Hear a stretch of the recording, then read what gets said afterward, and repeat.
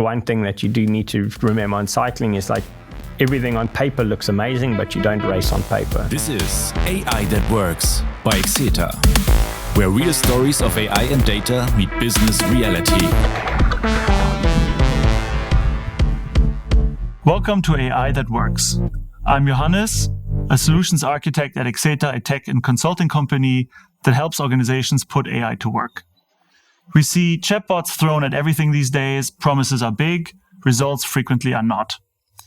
I want to talk in this podcast to people who are experts in the fields and use AI and data in sports, business, science, wherever data matters. We ask, how are decisions made? What data matters? What data doesn't? What works? What doesn't? And what can organizations learn from it? AI sits on three pillars: infrastructure, algorithms, data. Today, we want to look at data and how it's used to drive decisions, how it's used to get ahead, in this case, in first place. We will enter the world of professional cycling together with our guest, John Wakefield from Red Bull, BORA, hansgrohe. He and his team use large amounts of data and sophisticated machine learning algorithms to predict rider performance and used it to build a team from scratch on a computer through the power of data. And since this is obviously our first episode, do share this episode or the channel with somebody who works with data. Before we ask John how all of this actually works, let's have a look at the case we're talking about today. This is the U23 cycling team of Red Bull BORA hansgrohe, a team of exceptional athletes formed through the power of data science. And this is John Wakefield, the current director of coaching, sports science and technical development at Red Bull BORA hansgrohe. In 2025, where he held the position of director of development, him and his team were challenged with an almost revolutionary task: to build a U23 development cycling team from scratch, from behind the computer, relying heavily on data collection, sophisticated machine learning analysis and deep data science with the scouting department. Riders turned into spreadsheets, graphs, performance scores before going into the human connection. With the right amount of data and precise analysis, potential is no longer an unknown variable but a predictable metric. And success proves them right. Its scientific approach to scouting, coaching, training, and of course, racing helped the team to ride comfortably at the top of the field. And it even enables them to lift whole airplanes. You have a long career, all the way from motocross and then through accidents, not by accident, you got into cycling. Yes. I guess luckily, because now you're a successful cycling coach. I don't want to I employ anybody who's listening to use their favorite AI to have the full manuscript of your career. But I feel like the last year is a good summary of how successful you as a coach were and your team in finding talent and building successful teams, because Florian Lipowitz, at just 24 years old, at his first Tour de France, finished as the best young rider for your team. And being the best young rider isn't even the biggest accomplishment, because he finished third overall Correct. at the Tour de France and is only the fourth German to ever do so. Yes. So I think that speaks for your abilities as a team coach and as a team. I have your coaching principles as including: it must constantly evolve. The margin between success and failure is razor thin, and performance gains are coming from attention to detail. And you're known for a patient, long-term approach in developing young riders. Would you agree, or You've done some pretty good homework. any of these statements? Does that sound correct. like you? No, correct. You've definitely done your homework. Well done. You're the director of coaching, sports science, and technical development, which is an interesting intersection of many fields. Today, we want to talk about data and how, especially, I guess that's the occasion. Data is your everyday life, and you're using it on race day in preparation. The occasion of why you're here is that you built an entire team basically from scratch on a computer, kind of like the movie Moneyball shows, which I think is an excellent movie. Yeah. And you did that for cycling where, you just use numbers instead of gut feeling and the traditional scouting methods to find performance athletes and to predict the potential in especially young riders. Yeah. So we still we kind of combined the two. So we did have gut feeling and scouting. That kind of brought the data to us.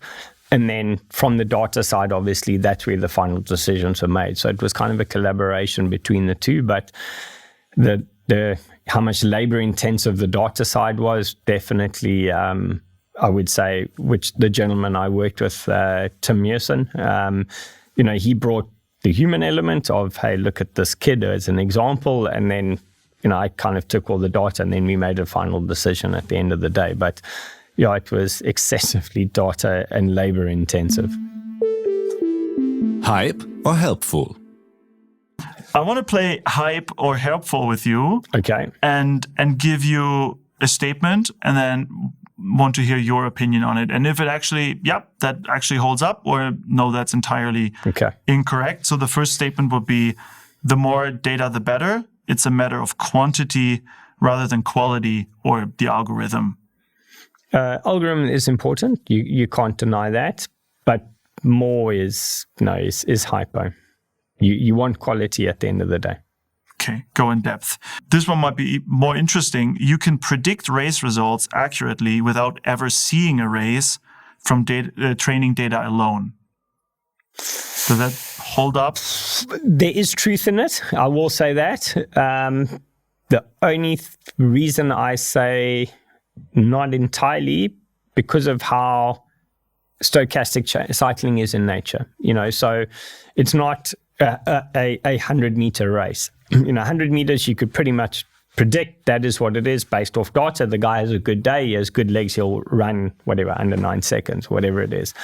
Cycling doesn't work like that because you have outside factors. Although it is used from a data thing, you have weather, you have tarmac, you have someone crashing, etc. So, there it comes down a little bit to on paper, it's you don't race on paper, but it does have a very good and positive influence on a potential race outcome. With a sophisticated data-driven approach, you can take human decision-making out of the equation. Is that thinkable? Maybe in the future? Maybe in the future, not now, I don't think. Taking human side, then you would need to... Then the machine has to have your brain for now, currently. But I think it will get to a stronger point than where it is at the moment. But I don't think it's there yet. Probably also a question of performance level. Yeah. At an amateur level, having somebody, you already said that, have this automatically generated program might do something. Correct. At the world level that you're operating at, it's not there yet. Okay. Like programs have been downloadable off the internet for years and years. So I can download something, a 6-week program to this race, and I know I will go better. But it's more than that. Especially the higher the level you go, it becomes a bit more fine-tuned than that. And the specificity is a bit stronger. Hype or helpful? The superpower of data-driven approach is you can identify hidden potential for growth rather than riders that are already strong but overlooked. Yes, I'd say there's definitely a strong component to that, because that is essentially what you want to do. So the answer, I would say, hype, maybe not a capital H, but definitely fact. It's the potential. Yeah. No strong rider is overlooked because nobody checked the data. Correct. This one may be a little bit controversial. Large language models are the key to success in the future. AI models can predict performance better than more traditional methods. Definitely not now at the moment, because there you need to teach it to do stuff. So, because some stuff, so the answer is, I would say it can help you be quicker making those decisions, is what I would say. I don't think yet Yeah. Yes and no. I'm on the fence on that because you can fast track what you want to do by using AI. However, some of the stuff that you get back currently is like, wow, you need to learn a few bit more things. Yeah. So, and I feel like you're already you're kind of ahead of the AI thing with your very sophisticated, specific machine learning models. Yeah. And I actually do see that quite a bit, and it is a good question. Now people think large language models are the thing, and then they try to throw it at everything. We have so many clients actually do that, and they're like, can't we solve any problem with that? And then you have to actually look at it, and you're like, well, this is not solving your problem. Correct. But it can definitely, as I said, like it fine-tunes and fast-tracks, definitely at the moment. Maybe in other sports, which, maybe like a baseball, which is highly statistic valued, like I know in terms of, or football, where American football, where it's like running yards and stuff like that. I think maybe in that, definitely. And I'm sure they are super far ahead on that. Cycling, I don't think yet it's there, but I definitely won't say that it won't get there. Yeah, well, I like that you kind of helped me on the LLMs are not everything, because there is, as always, I've seen a few waves of there was the blockchain Bitcoin thing that was like a good 2 years, and then everybody tried to find a problem that they could solve with that solution. Yes, and now it's AI, which is making amazing results, but it's just not the solution. Yeah, it's a tool in the chain. But also maybe it's just me, like Maybe I wouldn't trust it 100% yet, like full on trust, so to speak. Certainly not, especially when looking things up. I feel like that's the retrieval is still, if it's like specific data, it's like a general concepts it can do very well, like specific performance values. Maybe it would just start making things up. Yeah, correct. What is something that you look at? Maybe to start with the simple metrics, obviously riding performance. What is the data points that you look at, and what are qualities within those that you're interested in? It's a lot, because you have different profile of riders. So whether you see someone as a sprinter, you have certain benchmarks. If someone is like a classics rider, or if they're a stage racer, as an example, we have certain benchmarks that we would compare them to. But also at the same time, you want to understand is just because they don't have the benchmark today, it doesn't mean that they're not good enough. You want to look at how did they get to today, and what do you think you can get out of them, for the coming years. And within those benchmarks on what we see, because you may see a young kid who has phenomenal data, and every benchmark is tick green, boom, boom, boom. But in terms of when you look at their overall data, they may be literally at the limit, or the physiological limit where they are as a human being. So you're not going to get much out of them in the next 1, 2, 3, 4, 5, 10 years potentially. So that is something that is really important to note. So predicting the headroom is really where the game is at, and I guess correcting for all these other factors. Yeah.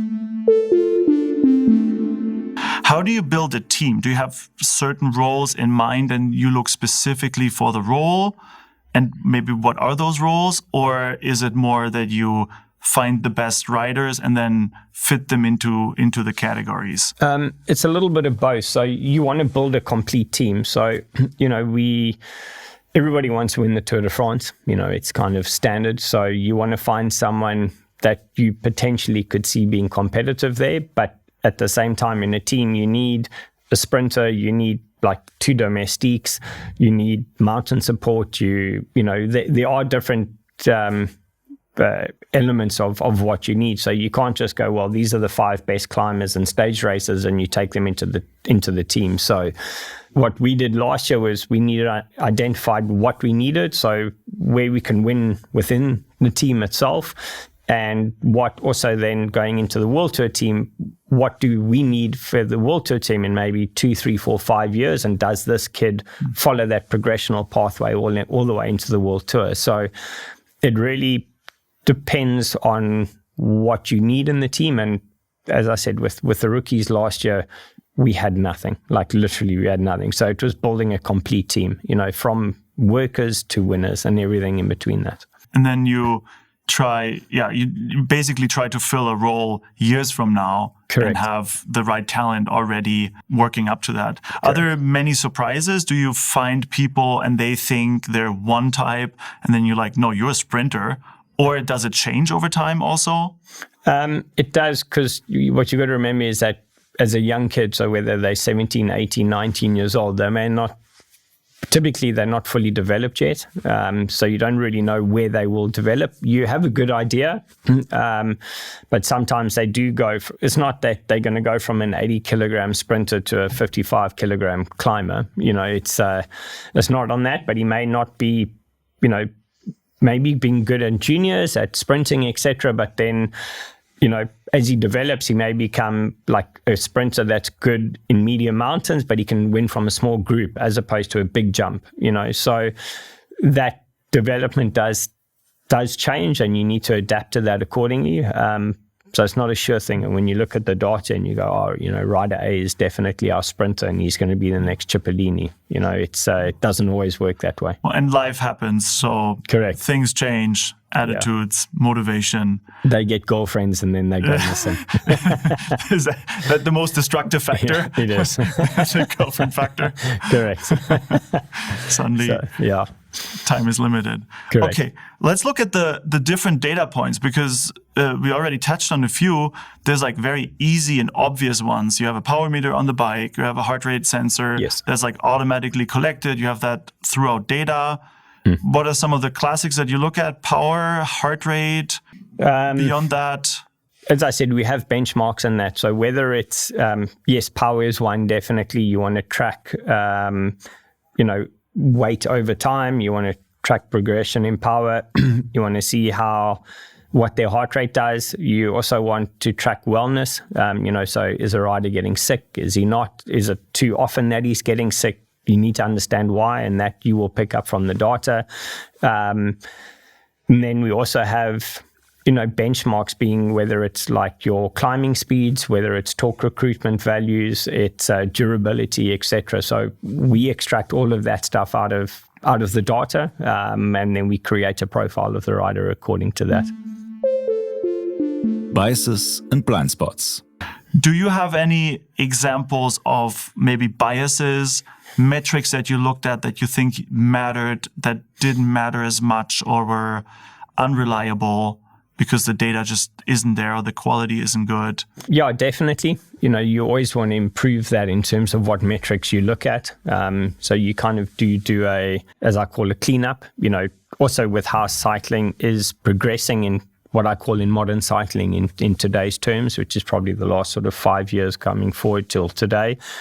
It changes kind of constantly. And the reason I say that is we published a research in 2022 or 23. I won't tell the other guys, I forgot that. And last year we realized it was completely null and void from a new research that we did on literally the same topic. So there are definitely metrics and data points that I won't say are not valid, because everything is valid, but not as of a importance of how cycling has changed. So as it changes, you look at different things. I'm just not going to say what those metrics are in case other teams are still looking at them.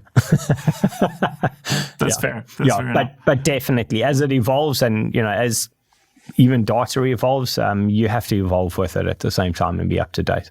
And maybe the other way around, other things that you find and I understand if you might not be able to give away very specific things, but other things that I've mentioned a few times, just attitude and I guess mood, like like personal life, I guess at that level of performance, playing a big role. Other things I remember from the Moneyball movie, that the scouts were talking a lot about like personal stuff. Yeah. Like, this guy has he smokes, or he has personal issues, he gets angry or something. Yeah. Are there many surprises that you had along the way where you discovered, this has a surprising impact? Yes, because the peloton is getting younger and younger now. You don't have guys winning Grand Tours at 30 years old or 27 years old. much anymore, where that was sort of considered your kind of peak endurance years or whatever, and you would win a Grand Tour or the classics and that, where now, you have a 19-year-old, if we take Paul Seychelles, who's going to the Tour de France now, and he's, expected to win, so to speak, or perform super well. But what has changed with that, if we really take what you said on the Moneyball, is you're now dealing with a kid who is a kid. There's 19 years old, you're still a child, or 17 years old. But in the cycling environment, you want him to be a seasoned professional, old professional. But when he leaves that, you still want him to be a kid. Otherwise he misses out on a lot. And that is kind of a really important point that you are now dealing with, is that you're dealing with this guy, you're going, well, you're paying him X, which is typically a lot of money. You need him to be as this mature adult, but he's still a kid, hasn't had his heart broken, hasn't gotten drunk, whatever the case may be. Mm-hmm. And that comes with its own fair share of obstacles that you now need to navigate in professional cycling. And that, believe it or not, is quite data controlled. Yes, you have the personality, but there are trends that we track with that in terms of data. With regards to age, is it just the performance and success pressure that makes you want to, and I see that in other sports with very young football players already getting into the pro teams. Yes. Is it a performance pressure mostly, or is it also that you can predict better who is worth investing in? Does that play a role at all?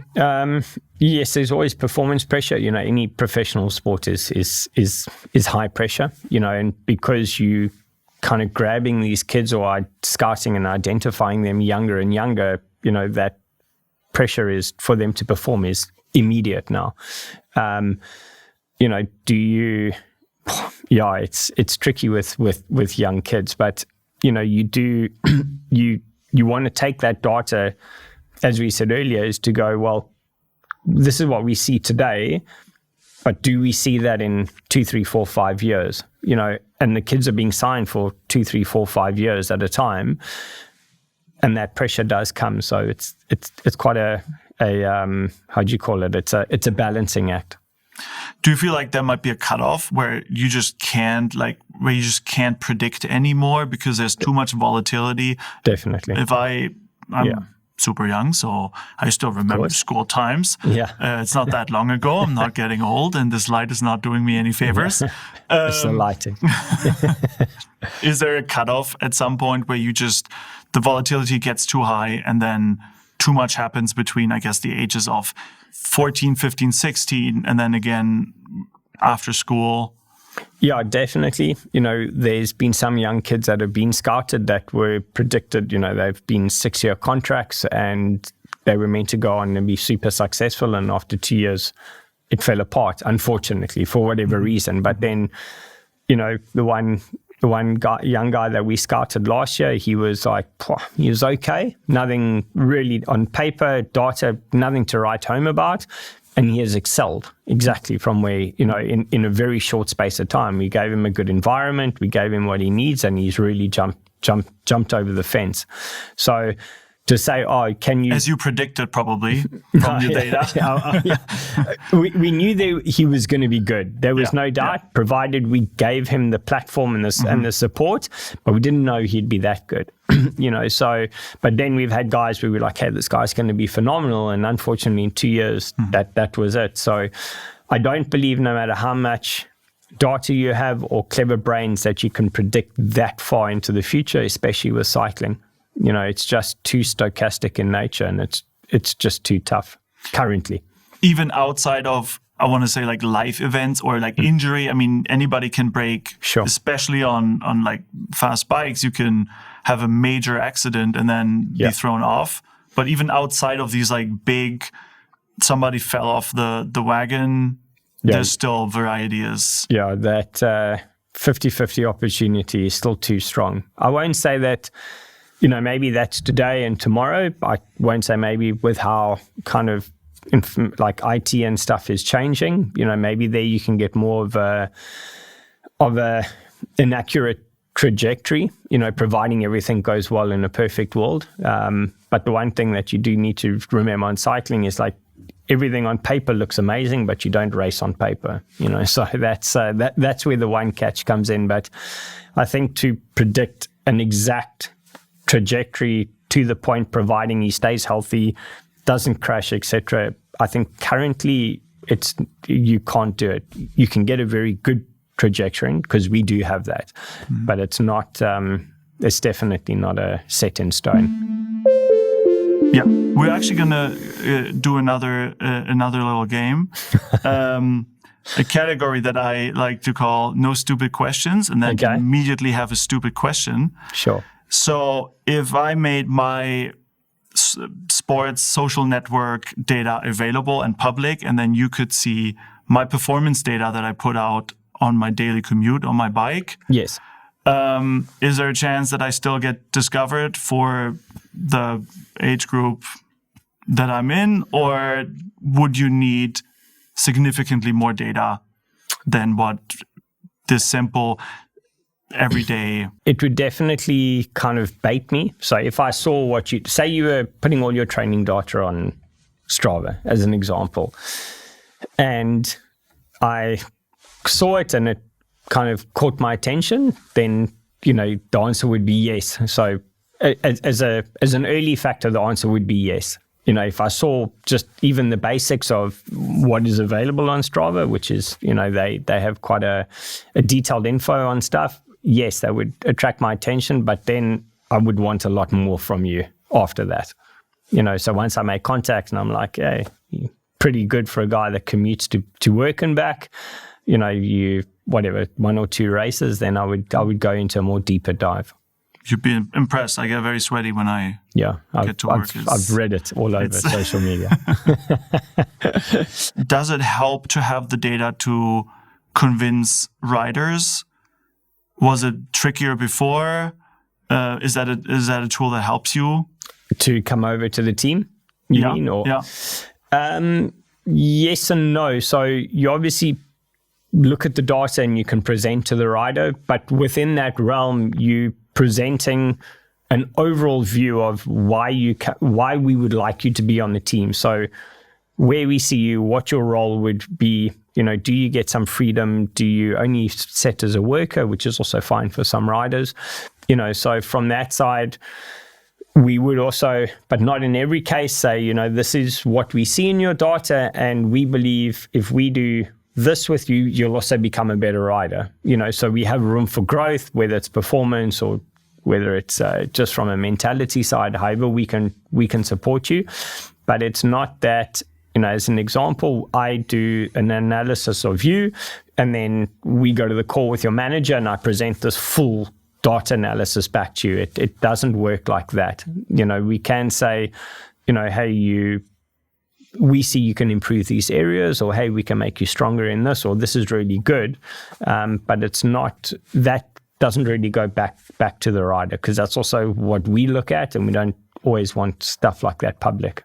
Or teams in general don't want that, because if the rider turns around and says, I don't think it's a good fit, which is fine, but then he lets that information out, it kind of, it's not always the best. He gets a free evaluation. Yeah. A thing I see very often is that, and even in personal life, we use data to confirm our own gut feeling. Yes. Do you have a way of trying, especially when making this big decision, you probably have, when you look at a rider, you have a feeling, you're like, well, I think this could be a candidate, or maybe you're skeptical.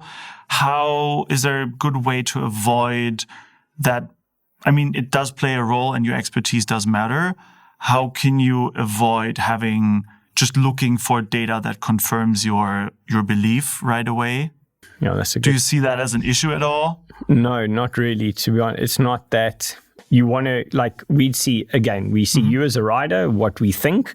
We look at the data and we think, okay, can he, you're doing that role. That's why we look after you. So say you were second mountain support and we see you racing and that, we get that data. And then we think, once we look at all of that and we understand you as a rider, then we go, okay, can he fill the role like that within the team?